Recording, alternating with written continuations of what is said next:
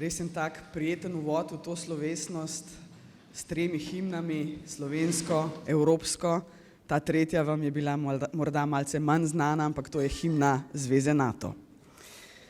Spoštovane prejemnice in prejemniki odlikovanj Republike Slovenije, spoštovani visoki gostje, gospe in gospodje. Pomlad je za mnoge najlepši del leta. Leta 2004 je bila ena tistih pomladi, ki ni prinesla le razcveta v naravi. Prinesla je razcvet slovenske družbe, gospodarstva, evropskih vrednot, evroatlantskega zavezništva in solidarnosti. Z vstopom Slovenije v Evropsko unijo in NATO smo utrdili slovensko demokracijo, okrepili gospodarstvo in si zagotovili varnostni okvir, ki je omogočal, da je Slovenija ostala in postala prepoznavna kot demokratičen, uspešen, solidaren, stabilen in predvsem verodostojen del Evrope. Številni, ki tu sedite, ste, kot je nekoč dejal moj predhodnik, del srečne generacije. Bili smo tam, ko se je rodila država. Bili ste tam, ko smo prejeli prvo diplomatsko noto o priznanju države.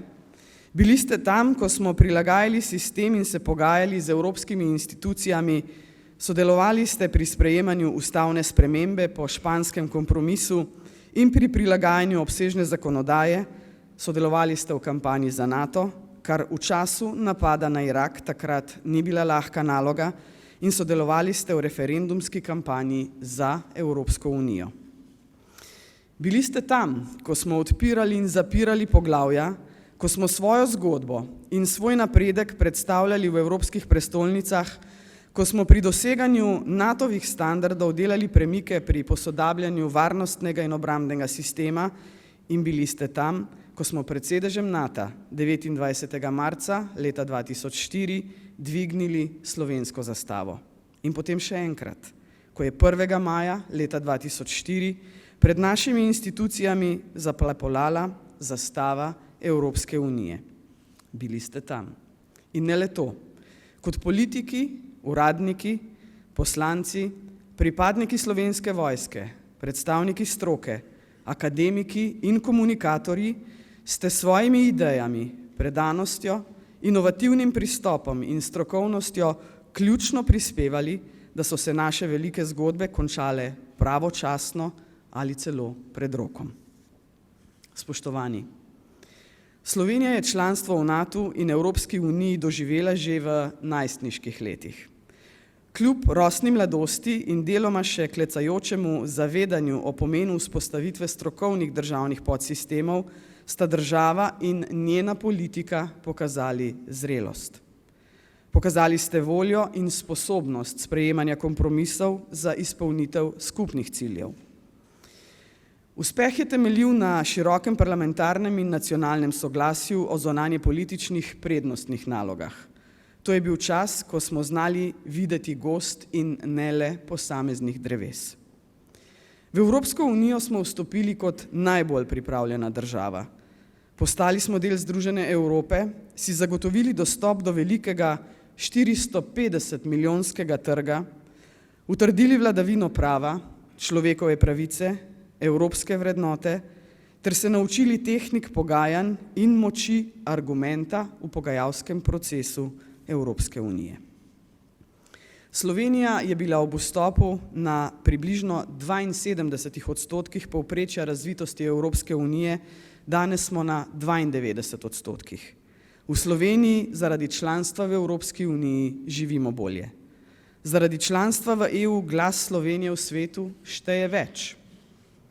Ob podpisu pristopne pogodbe k Evropski uniji je v Atenah zibelki evropske demokracije dr. Janez Drnovšek, dolgoletni premier, ki je bedel nad pogajalskim procesom in pristop dočakal na mestu predsednika republike, dejal: Če sprejemamo evropske vrednote, to pomeni, da jih ne moremo obdržati le zase. Slovenija je po vstopu v EU postala aktivna zagovornica širitve evropskih vrednot in načel na regije izven Evropske unije, predvsem na Zahodni Balkan. Gospe in gospodje, Evropska unija ni le okvir za gospodarsko sodelovanje, ampak je predvsem projekt za širjenje demokratičnih vrednot, vladavine prava in človekovih pravic na našem kontinentu. Te misli so toliko bolj pomembne zdaj, ko se spoprijemamo s kompleksnostjo svetovnih kriz, povečanjem populizmov in posplošenimi hitrimi sodbami o težkih in zapletenih vprašanjih v družbi in svetu, z nenavadnimi vremenskimi obrati in divjanjem narave ter migrantsko krizo. V svetu še kar naprej divja 55 oboroženih spopadov, ki jih ne znamo ustaviti.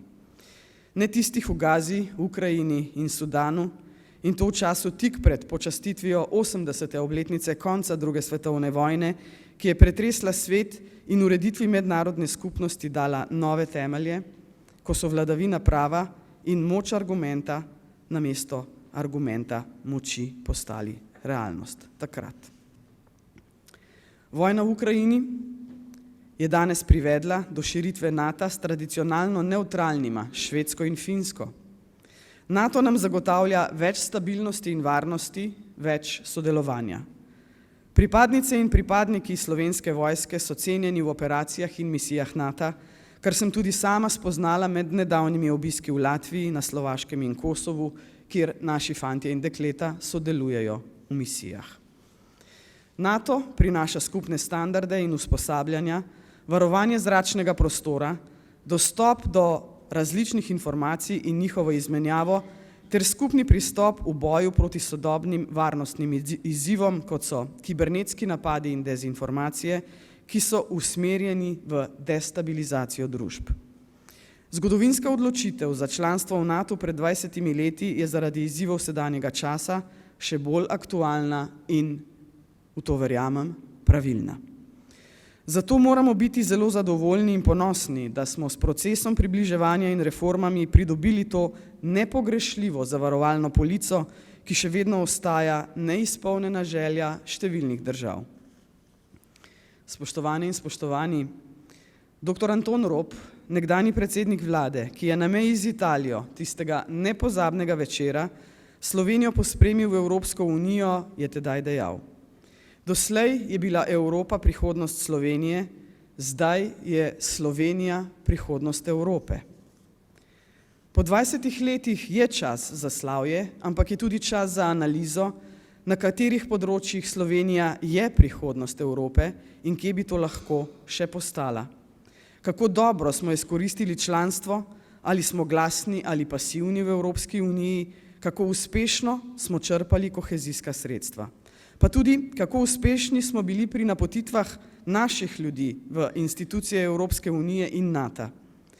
In zakaj se državljanke in državljani kljub veliki podpori EU ne radi udeležujejo evropskih volitev? Zakaj so prednosti članstva v NATO v širši družbi še vedno premalo prepoznane? Lahko politiko poenotita le še odziv na naravne nesreče in navdušenje nad slovenskimi športniki. Kateri je tisti naslednji projekt, ki bo zahteval soglasje in enotnost vseh? Slovenija je v varnostnem svetu Organizacije združenih narodov glas ranjenih in ponižanih, tako v Gazi kot v Ukrajini in drugje po svetu.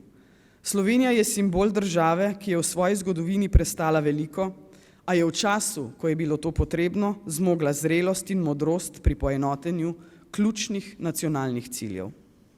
Vi, ki danes sedite tu v dvorani, ste soustvarjali takšen ugled Slovenije. Desetletje pred članstvom in v času članstva ste sodelovali v velikih nacionalnih projektih.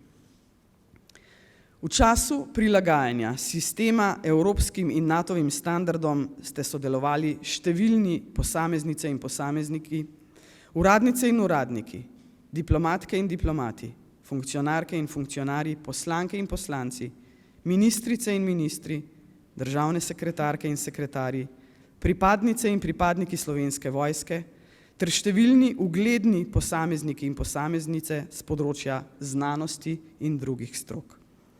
Ne smemo pozabiti pomembne vloge na področjih komuniciranja in predstavitve dosežkov slovenske javnosti, ki se je odražala v pozitivnih odločitvah na obeh referendumih takrat. Priznanje in moje iskreno spoštovanje gresta strateškim komunikatorjem na ministrstvih in v uradu vlade za komuniciranje. Odlikovanje Republike Slovenije zato prejmejo nosilni ministrstvi, torej Ministrstvo za obrambo ter Ministrstvo za zunanje in evropske zadeve, ter ožja pogajalska skupina, ki so vodili proces približevanja Republike Slovenije evroatlantskim povezavam ter ga usklajevali z drugimi subjekti in državnim zborom. Hvaležna sem vam za opravljeno pomembno delo in državniško držo, da ste, kot bi rekli v športnem žargonu, ki nam je v Sloveniji tako zelo ljub, srce pustili na igrišču. Srce pa ste vsak dan na svojem strokovnem področju pustili tudi spoštovani prejemniki odlikovanj dr. Bojan Mohar, doktorica Mateja Bulc in glasbena skupina Laibach. V veselje mi je, da vam lahko danes izročim odlikovanja, ki so vam bila zaradi izjemnega prispevka in izjemnih dosežkov, pomembnih za družbo in življenje ljudi, podeljena z ukazom v decembru 2023. Doktorju Bojanu Moharju se Republika Slovenija zahvaljuje za življenjsko delo in znanstvene dosežke na področju matematike v svetovnih znanstvenih krogih. Doktorica Mateja Bulc je kot pionirka na področju družinske medicine prepoznavna doma in po svetu. Z nesebičnim delom in skrbjo za sočloveka ter z razumevanjem zdravniškega poklica kot poslanstva je v sedanjem času neprecenljiv vzor. Posebno mesto pa ima v naši družbi glasbena skupina Laibach.